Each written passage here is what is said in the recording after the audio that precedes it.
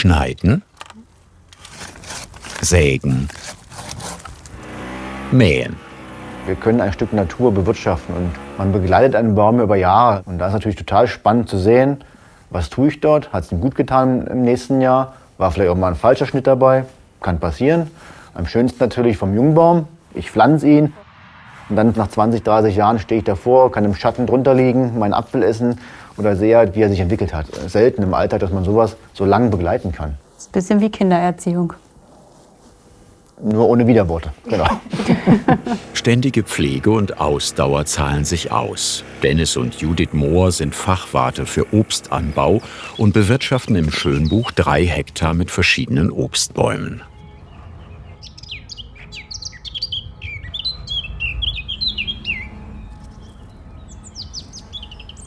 Baden-Württemberg hat die größten zusammenhängenden Streuobstgebiete Europas.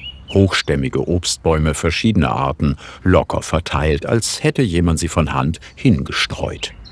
Dieses Bild gibt ihnen den Namen: Streuobstwiesen. Ein prägendes Element der Landschaft und ein wichtiger Beitrag zum Erhalt von Artenvielfalt und alten Obstsorten.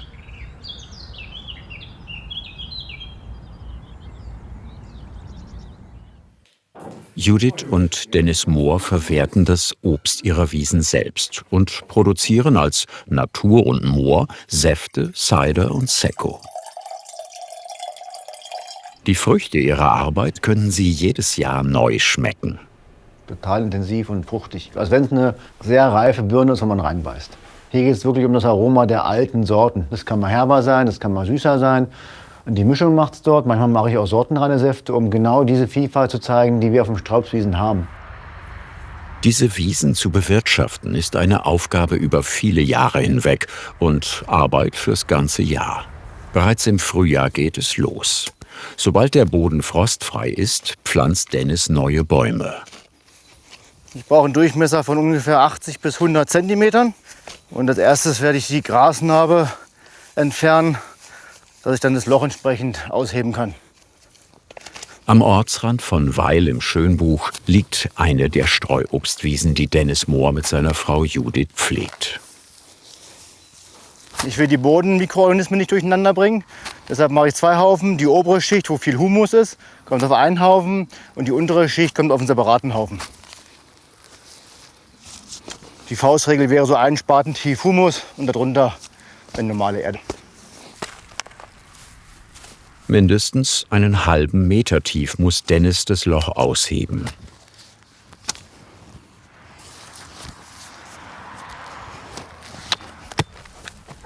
Mit der Hacke lockert er die Erde, damit die Wurzeln später leichter Fuß fassen können.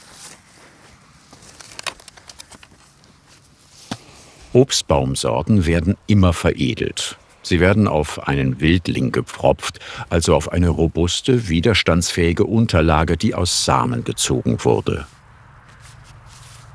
Hier kann man schön die Veredelungsstelle erkennen.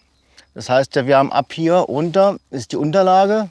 Das bestimmt sozusagen, wie groß wächst der Baum. Wir können dann 10, 12 Meter hohe große Bäume werden. Und ab hier, ab der Stelle aufwärts, da ist dann die Edelsorte, in dem Fall die Champagnerbratbirne. Und die bestimmt eben, was ist da für eine Frucht drauf.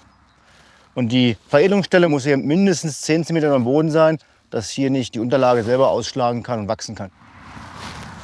Der Fachwirt für Obstanbau weiß, dass die Wurzeln des jungen Baumes sehr empfindlich sind. Wir haben ungefähr 15, 20 Grad. Und wenn ich jetzt die Wurzel hier in der Sonne braten lassen würde, kann die schon relativ schnell Schaden nehmen. Weil es gibt ja hier auch schon kleine Mikrofaserwurzeln und die können durch das Licht relativ schnell verbrennen. Deshalb schützen wir das.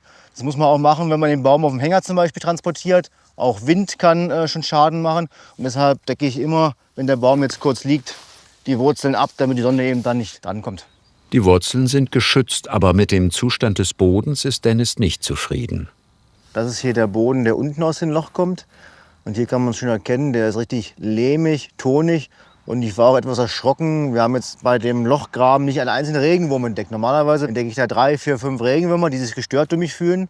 Aber hier war jetzt gar nichts zu sehen. Das heißt, es ist sehr, sehr verdichtet und mir fehlen auch die Regenwürmer, die das Ganze auflockern. Man sieht auch der zweite Haufen, wo eigentlich der humushaltige Boden sein sollte. Farblich kaum Unterschied. Normalerweise müsste er schön schwarz sein, wie Mutterboden eben sein sollte. Um dem entgegenzuwirken, wird Dennis den Boden später mit Hornspänen düngen. Ich verwende beim Obstbaumschnitt oder Obstbaumpflanzen immer die Obstbauleitern. Da kennt man hier schön an den Zinken, die unten dran sind. Das ist einfach viel, viel sicherer. Und wenn ich die Leiter aufstelle, drücke ich die Zinken in den Boden und die Leiter kann nicht kippen. Und so ist ein deutlich sicherer Stand. Die Champagner-Bratbirne braucht noch eine Stützhilfe.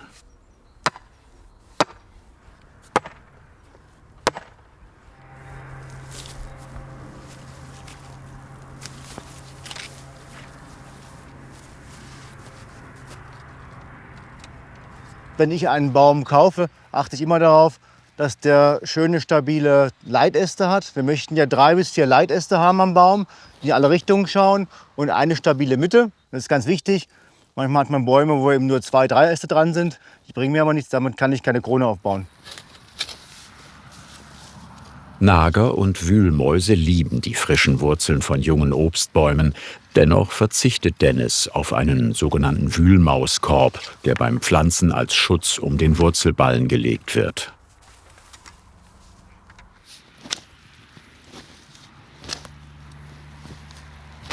Ich sträube mich immer dagegen, Metall oder sonstige Materialien in den Boden einzubringen. Und deshalb gehe ich eben Risiko und sage, ich pflanze ihn ohne. Kann natürlich schief gehen, wenn ich vielleicht 10 Bäume pflanze, wird vielleicht mal einer von den Wühlmäusen erwischt, aber dann pflanze ich eben nach. Gut geschüttelt. So verteilt sich die lose Erde leichter zwischen den Wurzeln und der Baum steht schon fast von selbst.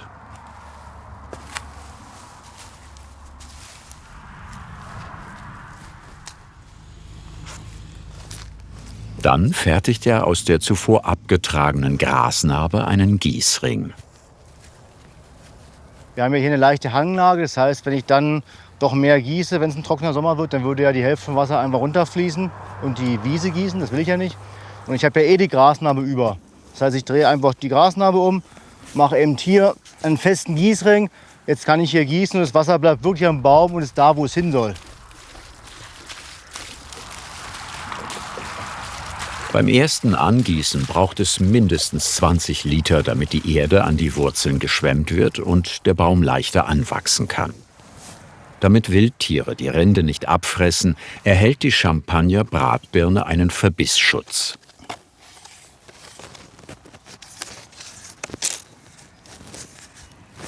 Dann erfolgt der erste Rückschnitt, auch Pflanzschnitt genannt. Beim Pflanzschnitt, wo man natürlich aus der Gärtnerei einen solchen Baum holt und dann schneide ich davon so viel weg, dann tut das schon ein bisschen weh. Aber wir wissen ja warum. Weil diese wenigen Wurzeln können diese große Krone gar nicht versorgen. Und deshalb bringen wir jetzt Wurzel zu Krone ins Verhältnis. Wir suchen uns als erstes die 4 Leitäste aus. Und die 4 Leitäste sollten einfach in alle Himmelsrichtungen schauen. Warum 4?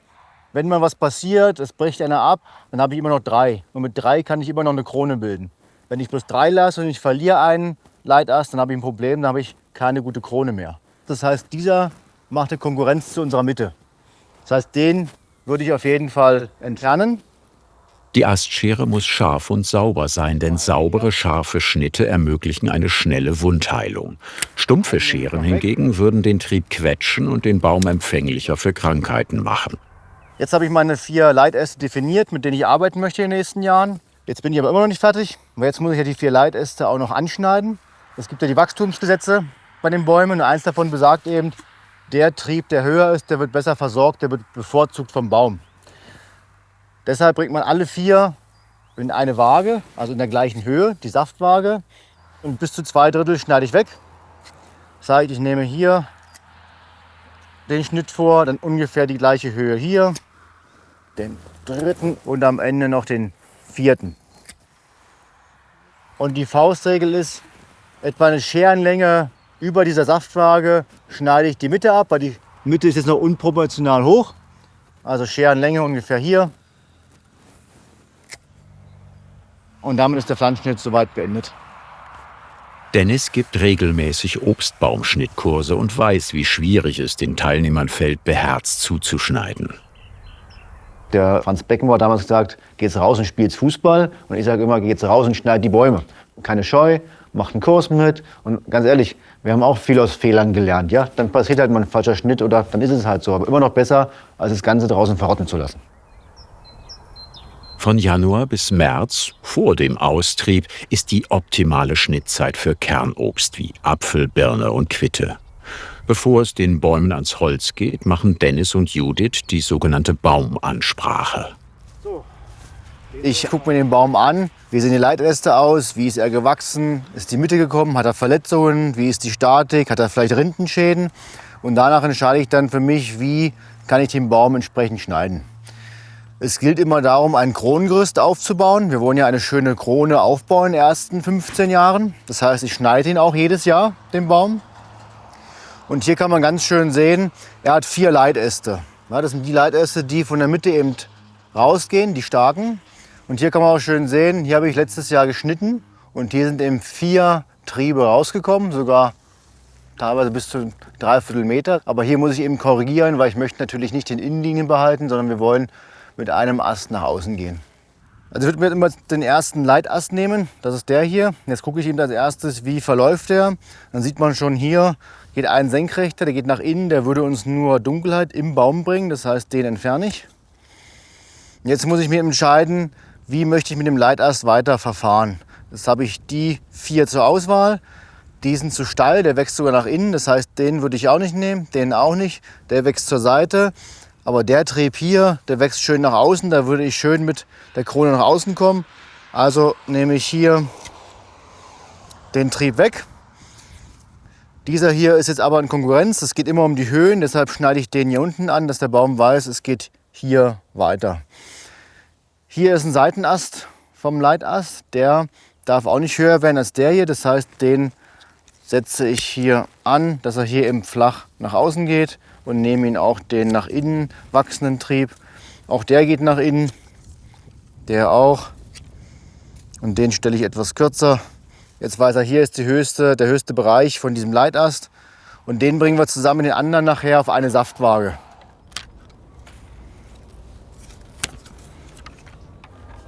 Der Rückschnitt hält die Bäume vital und regt sie zum Wachsen an. Ein Apfelbaum kann 80 bis 100 Jahre alt werden, aber nur, wenn er richtig gepflegt wird. Mit einer sonnendurchfluteten Krone können Früchte gut reifen und Blätter schnell abtrocknen. Das senkt das Risiko von Pilzbefall. So. Ich habe jetzt alle 4 Leitäste gepflegt, definiert. Wir haben sie auf die gleiche Höhe gebracht. Wir haben oben die Mitte erhöht, sodass der Baum jetzt mit allen Trieben wachsen kann. Innen haben wir das zu dichte rausgenommen. Im Prinzip kann er jetzt wieder durchstarten ins neue Jahr. Die Frage ist, ob wir die beiden Die Teleskopschere ist sehr praktisch für dünnere und mittlere Äste. Das heißt, wenn ich unten stehe, kann ich entsprechend die Schere einstellen, so wie ich es eben brauche. Und brauche nicht bei jedem Schnitt auf die Leiter gehen.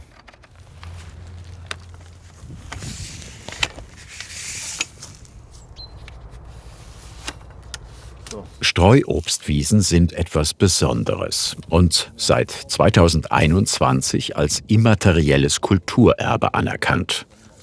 Mit den unteren weg, oder? Ja. Es ist eine Kulturlandschaft, die vom Menschen handgeschaffen ist. Historisch gewachsen, die Doppelnutzung, dass man unten Acker oder Wiese fürs Vieh hatte oder zum Heugewinn und in der zweiten Etage sozusagen die Obstgewinnung. Und wenn der Mensch es nicht mehr pflegt, dann holt sich die Natur zurück.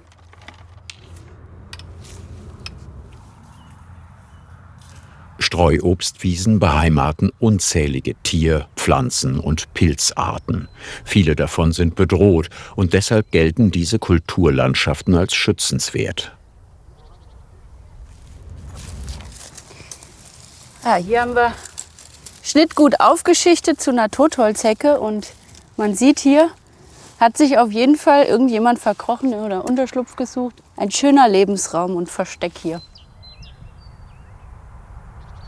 Ein spezielles Versteck bietet die Wildrose. Sie hat moosartige, rot-grüne Wucherungen. Und die Bobbel sind die Nester von der Rosengallwespe. Da sind die Eier drin, die Maden entwickeln sich, bis sie dann schlüpfen. Der Rose schaden sie kaum. Für viele andere Insekten sind sie wertvoll. Die Gallen werden zum Lebensraum und zur Nahrungsquelle. Ein Ökosystem in Miniaturformat.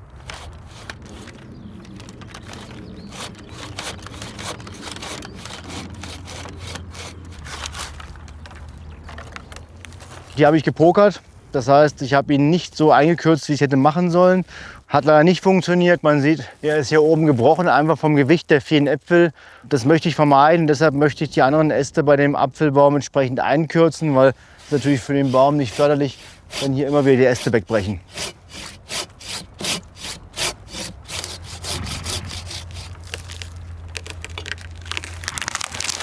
Das wäre natürlich fatal für den Baum, für Krankheiten und so weiter.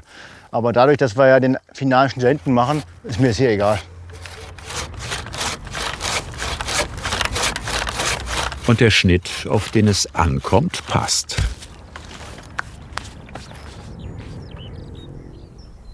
Streuobstwiesen entstanden über Jahrhunderte als traditionelle Obstversorgung rund um Dörfer und Höfe. Doch hoher Pflegeaufwand, Klimastress und fehlender Nachwuchs setzen ihnen heute stark zu. Hier kann man gut sehen, da ist kein Saftfluss mehr in dem Baum. Da sind Flechten drauf, das ist einfach Totholz. Der Baum wurde jahrelang nicht beachtet und das ist das Ergebnis. Wenn die Bäume nicht geschnitten werden, dann passiert das, die Bäume vergreisen und irgendwann kippen sie halt leider um. Und das ist das, was mir wirklich große Angst macht. Es gibt ja von der Uni Hohenheim die Prognose, dass wir 2050 keine großen Straußbestände mehr in Baden-Württemberg haben. Und das ist jetzt das beste Beispiel. So sieht es immer wieder aus im Sträuobstwiesen. Und dagegen hilft nur Nachpflanzen und Pflegen, Pflegen, Pflegen. Nicht nur greise, ungepflegte Bäume sind der Tod für Streuobstwiesen, auch Schädlinge wie Misteln sind verheerend für die Bäume. Die vermehren sich gerade sehr, sehr stark. Man sieht hier, der ganze Baum ist voller Misteln. Und die Misteln entziehen dem Baum die Energie, die Lebenskraft. Mit ihren Saugwurzeln gehen sie tief ins Holz, zapfen dem Baum Wasser und Nährstoffe ab. Da oben ist schon alles abgestorben, der wird eingehen. Ja, man müsste den Baum eigentlich jetzt absägen, die Misteln am besten verbrennen, dass die sich nicht weiter vermehren können. Aber so bleibt der noch über Jahre vielleicht stehen und die Misteln können sich hier im Gebiet überall ausbreiten. Und die Ausbreitung erfolgt meistens über die Vögel. Das heißt, die Vögel gehen in die Misteln rein, picken dort rum und da bleiben eben diese klebrigen Beeren am Schnabel hängen. Das will der Vogel natürlich wegbekommen. Also geht er zum nächsten Baum, reibt den Schnabel am Ast und damit bleibt die Beere an dem Ast hängen und damit kann die nächste Mistel sich breit machen. Dagegen hilft, die befallenen Äste sorgfältig 30 bis 50 Zentimeter ins gesunde Holz zurückzuschneiden. Dann lässt sich die Ausbreitung oft stoppen. Misteln stehen übrigens nicht unter Naturschutz.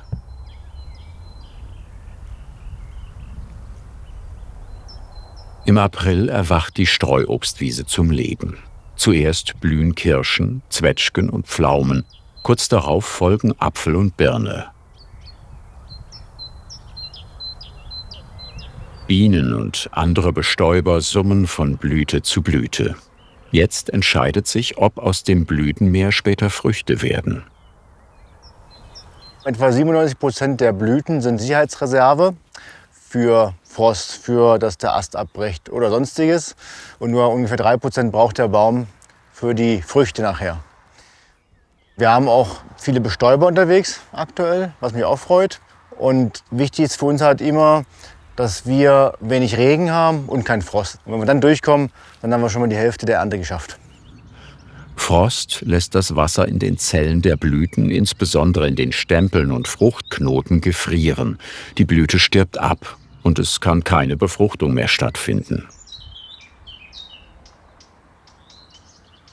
Und bei Regen sind auch weniger Bestäuber unterwegs. Ja, das heißt, wir können die schönsten Blüten aller Zeiten haben. Es bringt uns aber nichts, wenn es regnet und die Bestäuber nicht unterwegs sind.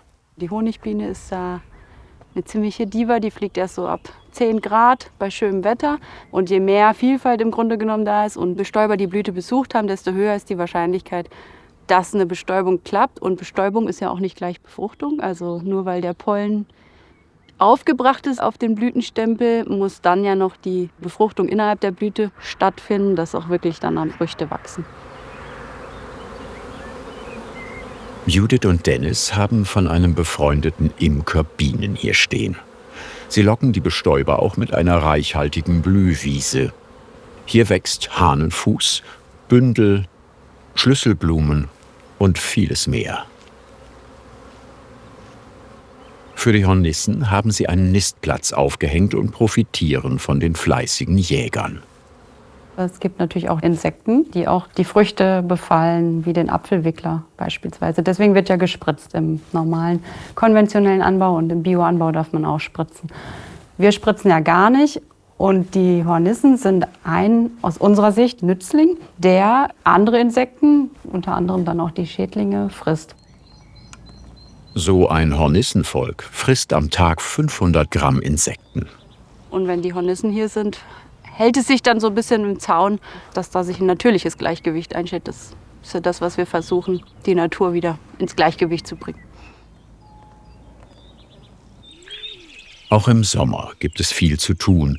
Während die Früchte reifen, kümmert sich Dennis um den Lebensraum drumherum. Seine Wiesen mäht er so spät wie möglich, um die Artenvielfalt zu erhalten.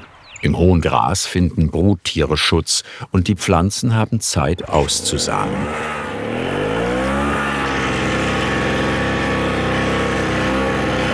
Da gibt es ja zwei Ansätze. Der eine Ansatz ist die Magerwiese, das heißt, wenn ich mähe, müsste ich alles weghaken und dann entsorgen. Und wenn ich jedes Mal das Gras weghole, dann entziehe ich ja auch immer wieder Nährstoffe. Was ich beim Ernten schon mache, was ich beim Schneiden schon mache. Und ich möchte hier einen Nährstoffkreislauf erhalten.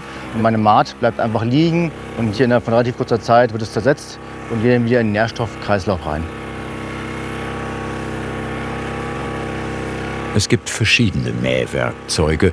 Dennis Mohr hat sich für einen Allmäher entschieden. Mit dem kann er auch problemlos hohes Gras mähen. Also das ist jetzt kein Mulcher, der alles total klein häckselt, bis auf einen Millimeter gefühlt, sondern man hat relativ große Stücke und das ist so schnell zersetzt. Also habe ich jetzt 5 Jahre gute Erfahrung gemacht und für mich ist das ein sehr guter Weg.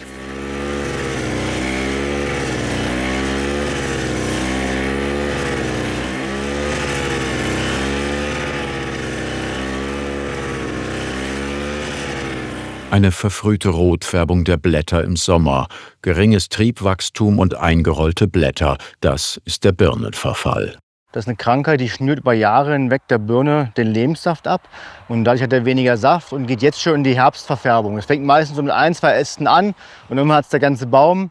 Und man sieht ja auch vereinzelt Bäume, die jetzt schon rotes Laub haben. Und das ist genau diese Krankheit. Da leiden relativ viele Birnen gerade drunter. Aber da wird man sicherlich noch viel lernen und züchten müssen, bis wir da richtig resistente Sorten haben. Eine direkte Heilung ist nicht möglich. Darum experimentiert Dennis mit anderen Sorten. Er hat auf seiner Wiese Sanddorn gepflanzt. Wir stehen ja hier in einem Südhang, der sehr, sehr trocken ist. Und der steht jetzt das 5. Jahr hier. Und der verträgt die Trockenheit völlig problemlos. Der wächst, der fruchtet. Also man sieht es ja auch, die Früchte sind jetzt reif, schmecken auch schon gut. Und das ist für mich vielleicht eine Kultur der Zukunft. Wenn Äpfel, Birnen es vielleicht bei der Trockenheit immer schwerer haben in den nächsten Jahren, so können wir hiermit vielleicht auch neue Kulturen pflanzen. Im Herbst, wenn sich die Blätter der Obstbäume in Gelb- und Rottönen verfärben, beginnt auf der Streuobstwiese für Dennis und Judith Mohr die arbeitsintensivste Zeit. Sie ernten nur ganz reife Früchte. Das bedeutet, dass sie 3 bis 5 Mal pro Baum zum Ernten gehen. Statt eben kräftig zu schütteln, stoße ich nur einmal die Äste an, um zu schauen, was geht wirklich runter. Und dieses leichte Anstoßen, was ich hier mache, da beschädige ich nichts. Und aus meiner Sicht pflege ich den Baum damit auch nachhaltiger. Aus den Früchten machen sie Saft, Cider, Perry, Secco und Obstwein. Für unsere Produkte brauchen wir wirklich vollreife, aromatische Früchte. Und die bekomme ich eben nur, wenn mir der Baum sagt, die Früchte sind reif. Und reif sind sie, wenn sie leicht vom Baum fallen. Viele verwenden ja solche ekligen Äpfel trotzdem noch, weil sie denken, es geht. Das kommt alles weg bei uns. Der Apfel muss immer beschädigungsfrei sein. Dadurch habe ich halt eine Ausschussquote von ungefähr 40%. Und ich sortiere 3-mal. Das heißt, beim Auflesen am Tag vor Moschen noch mal einmal durchsortieren. Und beim Reinkippen in der Mosterei wird auch noch dafür geachtet, ob da irgendwelche Faulen dabei sind. Aber auch hier angebissene Äpfel kommen bei mir nicht rein. Da können schon Bakterien drin sein. Oder auch solche Äpfel, die extrem stark verwunden sind, wo vielleicht hier schon Schimmelreste drin sein können, die kommen alle bei mir nicht in die Kiste mit rein. Ich bin der Meinung, das lohnt sich für die Qualität.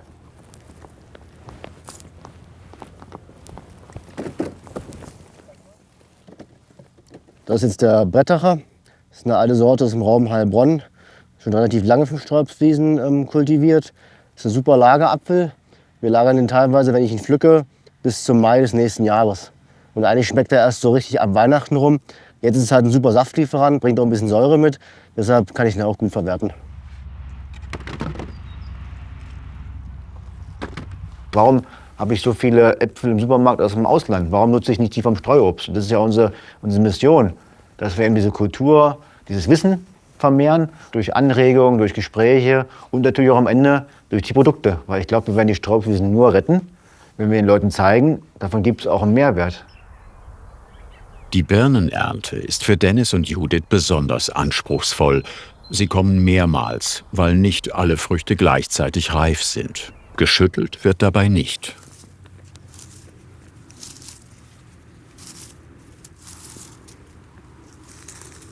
Da sammle ich nur die Früchte auf. Das heißt, pro Birnenbaum gehe ich so 3 bis 5 Mal ernten. Super Aroma, leider sehr klein, aber dafür sehr, sehr schmackhaft.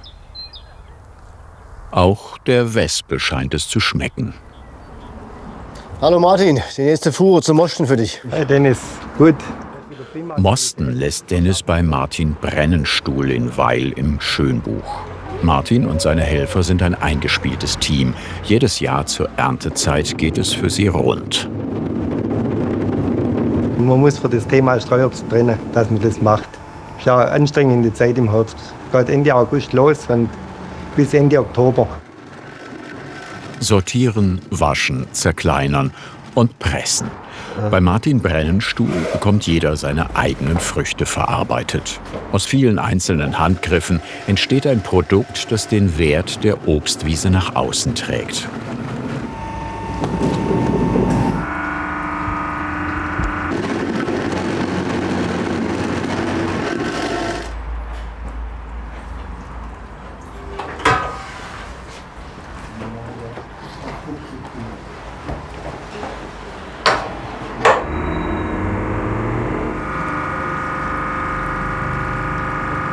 Saft machen ist für Dennis und Judith Mohr nicht nur Verarbeitung, sondern auch Motivation, die Pflege von Streuobstwiesen fortzusetzen und andere dafür zu begeistern. Ich bringe frisch gefüllt unseren neuen alkoholfreien Apfelsekko mit. Neues Produkt, sozusagen Weltpremiere heute. Das ist tatsächlich der erste alkoholfreie Sekko, der entalkoholisiert ist. Und die schöne Roséfarbe kommt tatsächlich von einem rotfleischigen Apfel. Schöne Farbe, ja.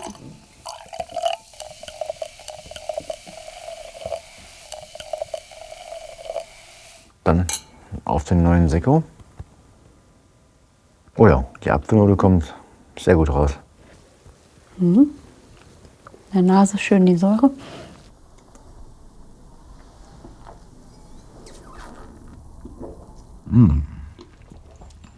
Oh ja, das gefällt mir. Bevor der Winter kommt, schaut Dennis, wie sich die neu gepflanzten Bäume übers Jahr entwickelt haben. Das war ein sehr trockenes Jahr. Gerade im Sommer und im Frühjahr hatten wir wenig Regen. Man sieht, der hat einen Zuwachs von vielleicht 10 cm, sollte aber eigentlich einen halben Meter haben.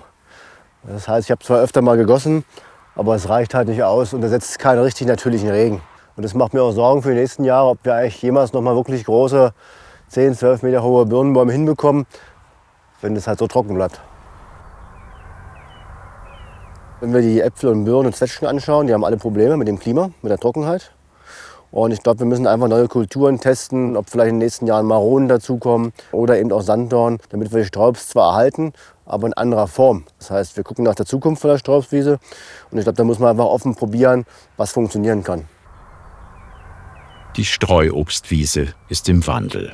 Eine alte Kulturlandschaft, die viel Pflege und immer wieder neue Ideen braucht, damit sie auch die nächsten Jahrzehnte bestehen bleiben kann.